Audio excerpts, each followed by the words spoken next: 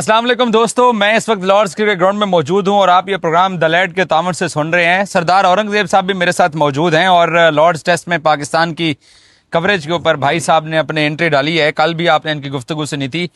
पाकिस्तानी कप्तान बाबर आजम ने आज प्रेस कॉन्फ्रेंस की है यहाँ लॉर्ड्स में, और बाबर आजम ने एक तो अपनी फिटनेस के बारे में अनाउंस किया कि वो कल पाकिस्तान टीम को दस्तयाब होंगे, और साथ बाबर ने ये कहा कि अगर कोई सीनियर भी परफॉर्म अच्छा नहीं कर रहा तो उसको बिठाया जा सकता है, बट हमने ये भी देखना है कि हमने किन सीनियर्स को एक और मौका देना है जो कि रिस्पॉन्सिबिलिटी ले सकते हैं।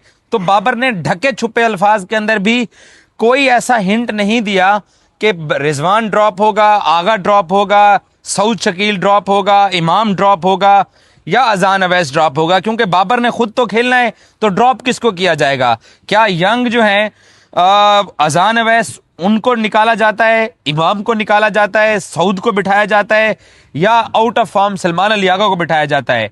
और रिजवान जो हैं वो भी भरपूर किस्म की बैटिंग प्रैक्टिस कर रहे हैं, लेकिन इम्कानात ये हैं कि गाजी गौरी जो हैं वो पाकिस्तान को टेस्ट टीम के अंदर कल दस्तयाब होंगे। रिजवान को पाकिस्तान बेंच पे बिठा सकता है। एक चीज तो तय है, दोनों में से एक तो बैठेगा, या रिजवान बैठेगा या सलमान अली आगा बैठेगा।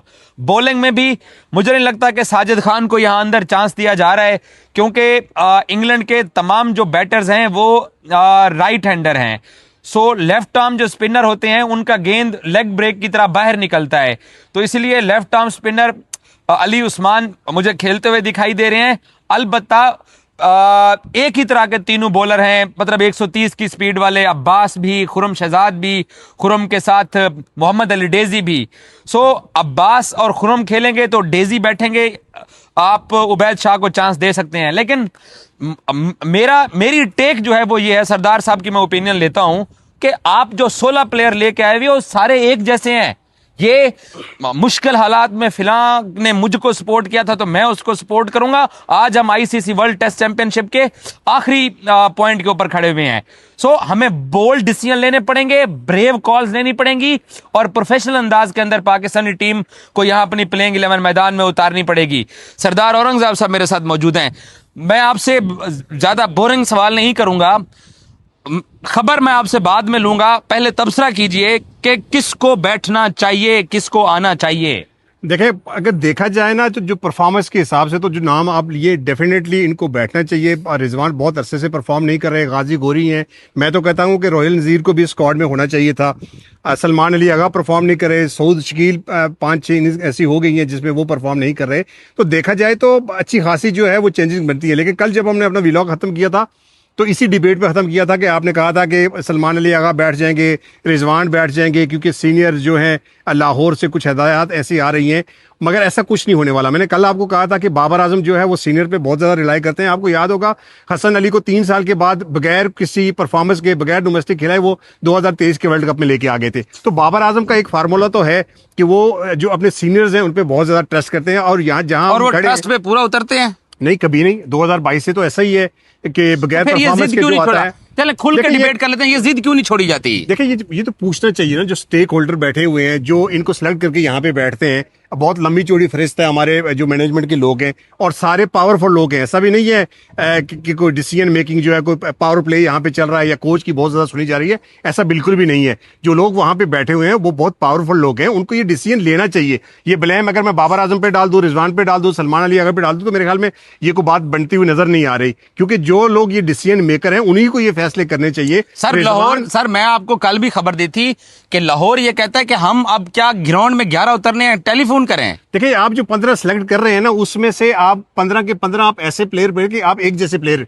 यहाँ पे अगर मुझे बताएं कि अगर मीर हमजा आपके पास होते हैं, लेफ्ट हैंड जो बॉलिंग करते हैं, पेसर हैं, तो थोड़ा सा तो कोई डिफरेंस होता ना। अब मोहम्मद अली जैसे बॉलर, वैसे मोहम्मद अब्बास है, खुर्रम इसी तरह पिट रहे हैं। अब आपके पास ऑप्शन के तौर पर जो बचते हैं वो आमिर जमाल है, 140 प्लस का बॉलर है, आमिर जमाल है, और उबैद शाह 140 प्लस का बॉलर है। तो थोड़ी सी आपको चीजें जो है ना आउट ऑफ द बॉक्स जाके सोचनी चाहिए। ना फ्रेम से आउट मत होइए। आपको यहाँ पर मीर हमजा, आपको याद होगा, सर लकीर क्यों पीट रहे हैं? जो दस्तयाब है वो बताएं। अच्छा देखिए, जो दस्तयाब है, यही तो मैं कह रहा हूँ ना, जो दस्तयाब है, पता हम करते क्या है, हम बुरे को बुरे से रिप्लेस करते हैं, हम बुरे को अच्छे से रिप्लेस नहीं करते। एक बुरा गया तो दूसरा बुरा लेके आ जाते हैं। सर जो 15 आए हुए हैं, इनमें बेस्ट प्लेइंग 11 लॉर्ड्स में क्या बनती है? देखिए, बनती क्या है ये एक अलग अलग डिबेट है, लेकिन मैं आपको खबर क्या है आपके पास? आपने अच्छा, जो खबर पे आ जाए। आपने जो 4 मिनट का जो इंट्रो दिया है ना कि यहाँ पे ये होगा वो होगा होना चाहिए, होना चाहिए। होना मैं आपको चाहिए। ये मुझे और आप, हालांकि आपने ऐनक लगाई हुई है, हम अंधों को नजर आ रहा है कि ये होना चाहिए। मैं बड़ा स्ट्रेट फॉरवर्ड जवाब देता हूँ आपको। एक तब्दीली है,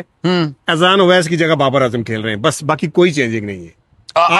अली अब्बास और खुरम तीनों एक जैसे बॉलर खेलेंगे। मैं आपको कह रहा हूँ सिर्फ एक चेंज। हाँ, मेरे को तो नहीं खिला रहे हैं।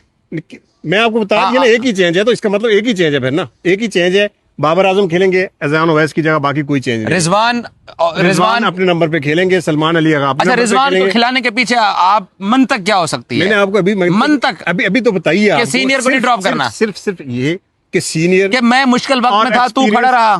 देखिए, आप उस पर भी डिबेट कर सकते हैं, शायद ये चीज भी हो, लेकिन ये है कि वही जो तो स्कूल ऑफ थॉट आप एक लफ्ज यूज करते रहते हैं ना, वो बाबर आजम का यही है कि सीनियर जो है वो यहाँ पे। आज एक सवाल भी बड़ा अच्छा हुआ क्योंकि पिछले मेरे ख्याल में को 8-10 टेस्ट ऐसे हो गए हैं कि हमारी जो आखिर 5 नंबर की बैटिंग है वो 50 रन भी नहीं कर रहे सारे मिला के, तो वो भी बाबर से सवाल हुआ।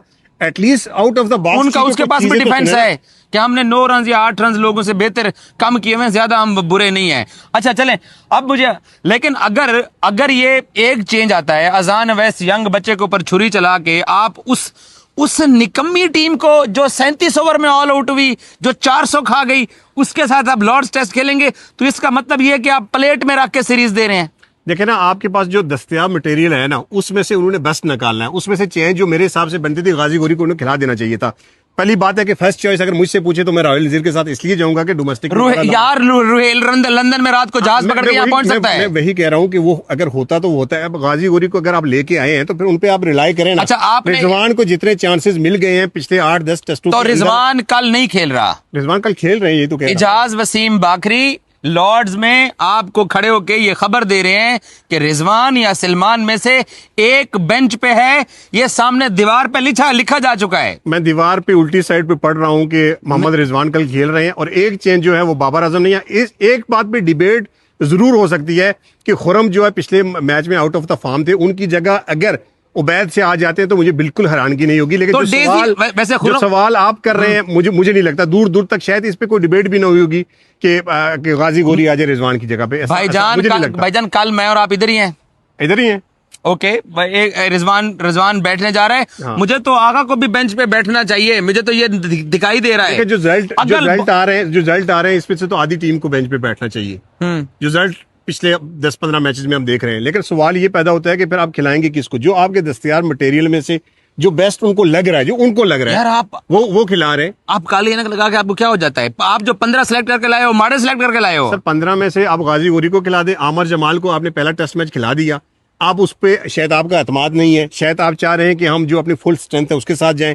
मुझे लगता है कि आमर जमाल को जरूर इसलिए होना चाहिए कि जो आपका बैटिंग क्लैप्स आ रहा है ना, उसको कंट्रोल करने के लिए एक आधा ऑलराउंडर आपको नंबर 8 पे होना चाहिए। आप देखें ना, 15 रन पे हमारे 5 गिर रहे हैं, 20 पे हमारे 5 आउट हो रहे हैं, तो उसको रोकने के लिए एक आधा बैटर 8वें नंबर पे होना चाहिए। लेकिन बाबर आजम क्या सोचते हैं, टीम मैनेजमेंट क्या सोचती है, कोच सरफराज क्या सोचते हैं, ज़ाहिर है वो हमसे डिफरेंट सोचते हैं, तो इसलिए उनका ये फैसला है कि वो ऐसी टीम खिलाएंगे। हमारी ख्वाहिश नहीं है ये। अब यंग गाजी गौरी बेचारे का कसूर ये है कि वो उसका अजान अवैस का कि वो दोनों इनिंग्स के अंदर इंग्लैंड की कंडीशन के अंदर एडजस्ट नहीं कर पाया, यही उसका कसूर है। देखिए, मैं ऐसा तो नहीं कहूंगा कि उनको क्या कसूर है। मुझे जहां तक ये लगता है कि गाजी गोरी को खिला इसलिए देना चाहिए था कि रिजवान का मैं फेलियर ये नहीं देख रहा हूं कि अजान अवैस का मैं सॉरी अजान ओवैस को खिलाना चाहिए था इसलिए कि अजान ओवैस ने बांग्लादेश में सेंचुरी की थी, एक आधी उसकी 50 भी है। अगर अजान ओवैस 2 टेस्ट मैचों में फेलियर की वजह से ड्रॉप हो रहा है तो फिर ये बाकी जो 4-5 प्लेयर जो पिछले 10-10 टेस्टों से रन नहीं करते हुए आ रहे हैं, स्पेशली मैं रिजवान का नाम लूंगा, तो फिर उनको भी तो आपको ड्रॉप करना चाहिए ना। यंगस्टर पे आपको भरोसा जरूर करना इसलिए चाहिए कि इन्होंने एक लंबी क्रिकेट खेलनी है, और जो अगर लॉर्ड्स में एक यंगस्टर सेंचुरी करेगा तो आप खुद सोचे कि उसका कॉन्फिडेंस लेवल कहां पे जाएगा। तो ऐसे हमने लॉर्ड्स में मौका नहीं देना किसी जूनियर को। मैं यही कह रहा हूँ ना, हम सीनियर खलीफे हैं, हम सीनियर खलीफे हैं, हम जो है ना पीछे से सारी ट्रॉफियां जीत के आ रहे हैं। अब होता यह है कि पिछले मैच में टीम सारी गिरी हुई थी तो रिजवान ने ऊपर से आके 40 कर दिए, वो 40 उनका सर्वाइवल है, वो मैच खेल गए। यहाँ पे एक आधा फिर को 50 बना लेगा तो अगले 5-7 टेस्ट तो वो इस पे भी खेल लेगा। मैंने लास्ट नहीं आपको एहतसाब नजर आएगा, और आपको एहतसाब कल की प्लेइंग 11 में नजर आएगा। सरदार औरंगजेब साहब रिजवान या सलमान अली आगा में से, चलो आगा खेल रहा है, मैं मानता हूँ आगा खेल रहा है, रिजवान बैठेगा, कुछ नहीं है, वही खेल रहे हैं। सऊद शकील बैठ सकता है सर, एक चेंज सऊद शकील बैठ सकता है। आपको बता दिया कि चेंज है ना, फिर कैसे सऊद शकील बैठ सकता है? क्यों नहीं बैठ सकता? सर वो खिला रहे हैं, मैं ये नहीं, मैं कोई डिसीजन मेकर नहीं हूं, मैं वो चीज आपको बता रहा हूं जो होने वाली है। लेकिन आपके पास रिजवान वाली अपडेट होनी चाहिए। मैं रिजवान खेल रहा है तो यही अपडेट क्यों है मेरे खेल पास। रहा है? नहीं सर, खेल रहा। ये मेरा डोमेन नहीं है कि क्यों खेल रहा है। रिजवान क्यों रिजवान खेल रहा है इसका जवाब मैं नहीं दे सकता। रिजवान पाकिस्तान की तरफ से ये टेस्ट मैच नहीं खेलना चाहिए। आपकी ख्वाहिश का मैं एहतराम करता हूं। ख्वाहिश भी है आपकी और ख्वाहिश खबर भी है, नहीं खेलेगा। और शायद ये मेरी ख्वाहिश भी है कि रिजवान को आपने बहुत ज्यादा चांसेस दे दिए, उनको टीम में नहीं होना चाहिए, लेकिन रिजवान टीम में चलें, खेल रहा है, ये हकीकत है। आपकी बात मान लेते हैं, रिजवान को अगर चांस मिलता है तो तबाही है FSRD। नहीं, तबाही तो है, डेफिनेटली तबाही तो है। पाकिस्तान को एक आधा टेस्ट मैच जीतना चाहिए इंग्लैंड सीरीज में। अगर पाकिस्तान ने अपनी टेस्ट क्रिकेट की साख बचानी है ना, जैसे 50 साल वाला ताना भी आपको सुनना पड़ा, फैन फॉलोइंग आप देख लें, आपने खुद एक टेस्ट मैच कवर किया जिसमें आपको सिर्फ 3 पाकिस्तानी मिले। पता नहीं मुझे ये बात आपके साथ करनी चाहिए या नहीं करनी चाहिए, आप मुझे इस बात से इत्तेफाक करेंगे ना करेंगे। क्राउड के ना आने की एक और वजह है, और वो वजह ये है कि यहाँ पर इंग्लैंड में, आप मेलबर्न में देख लें, ऑस्ट्रेलिया में, इंग्लैंड में, यहाँ पर 70-80% जो क्राउड होता था ना, वो कश्मीरी क्राउड होता था। और जो कुछ कश्मीर के हालात चल रहे हैं उसकी वजह से भी आप माने इस बात को, उसकी वजह से भी, उसकी वजह से शामिल नहीं हूँ मैं इस डिबेट में। आप इस डिबेट में शामिल ना हो, लेकिन ये फैक्ट है। नहीं, मैं इस डिबेट में कोई कश्मीर का पाकिस्तान के साथ फर्क नहीं है। सॉरी, मैं मैं फर्क की बात नहीं कर रहा हूँ, मैं फर्क की बात नहीं कर रहा हूँ, मैं ये कह रहा हूँ कि उसकी वजह से क्राउड जो है वो यहाँ पे कम देखने को आया है। मैं नहीं सुन रहा ना, मैं इंडोर्स कर रहा हूँ। मैं हालात की वजह से कर रहा हूँ कि हालात ऐसे हैं कि लोग जो है परेशान। हालात बिल्कुल ठीक हैं, ਤੁਹਾਡੇ पर्सनल हालात ਦਾ ਮੈਨੂੰ नहीं पता। हालात वजह ये है पाकिस्तानी टीम की परफॉर्मेंस ही नीचे जा रही है। नहीं, परफॉर्मेंस देखें, परफॉर्मेंस कौन सी 1 साल से नीचे है ना, परफॉर्मेंस के हिसाब से। चलें लास्ट सेशन में आते हैं। विकेट जो है वो कैसा मिल रहा है लॉर्ड्स का? देखिए, ये विकेट बहुत बेहतर है। ये जो पिछला टेस्ट हमने खेला ना, उससे बहुत बेहतर विकेट है। इस पे आपका सर्वाइवल जो है ना, पहला 1-2 घंटे अगर आपने कर लिए ना, जैसे बाबर आजम ने मेंशन किया कि पहले दिन जो लीड्स की विकेट थी, उसके बाद वो बड़ा अच्छा खेल रही थी। तो ये विकेट मुझे लगता है कि 1-2 घंटे सर्वाइवल अगर टीम कर गई पहले 1-2 घंटे, तो मुझे लगता है कि इस पे रन्स बनेंगे। पहले बैटिंग करें तो जल्दी आउट हो जाते हैं, दूसरी बैटिंग करें तो हमसे फिर चौथी इनिंग्स में टारगेट चेज नहीं होता। ये हमारी वो तो हमारे तो इस तरह तो बहुत मसले मसाइल हैं, हमारे लिए तो मसले मसाइल ज्यादा हैं, लेकिन मुझे उम्मीद जरूर है कि कम से कम एक आधा बैटर हमारा यहाँ पे सो जरूर करेगा, सेंचुरी। अल्लाह करे पाकिस्तान की जो बैटिंग लाइनअप है ये सेंचुरी भी करे और पाकिस्तान लॉर्ड्स टेस्ट मैच में जीते। लॉर्ड्स में आप हमारे साथ रहिए, आपको लम्हा ब लम्हा अपडेट करते रहेंगे, जो भी सूरत हाल बनती रहेगी। Thank you so much.